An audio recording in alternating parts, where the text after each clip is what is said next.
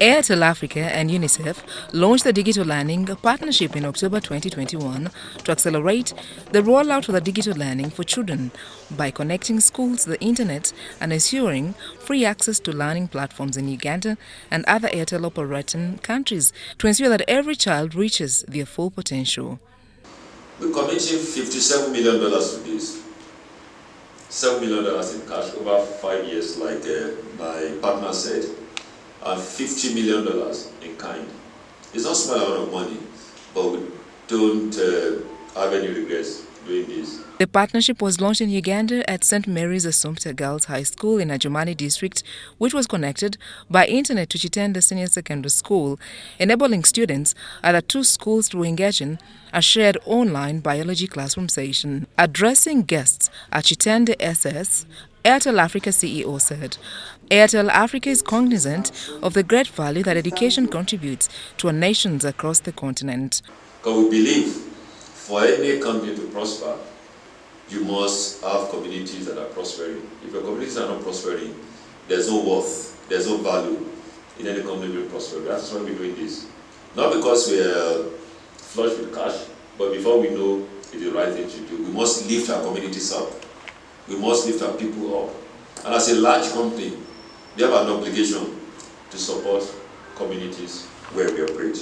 Airtel Uganda, in partnership with UNICEF and the government, will connect 100 schools in the first 2 years, targeting to positively impact 54,750 learners and teachers in primary and secondary schools across the country, but focusing on rural schools in West Nile and Karamoja regions.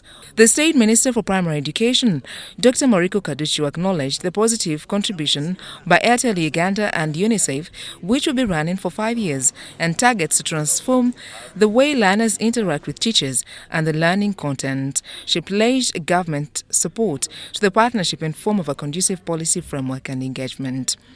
This is one of the reform agendas that have been brought in the Ministry of Education and Sports, the digital agenda. This is what we've all along longed for, to see that is implemented in our learning institutions, especially secondary education. There are quite a number of reforms in the education sector, but the most critical is the digital agenda reforms. As we've heard from Dr. O'Neill, most especially the girls and the female would not have enough space in the digital agenda.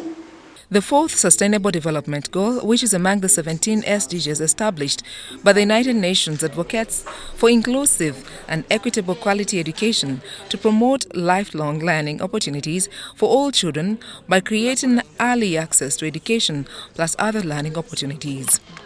Sandra Kahonde, BBC News.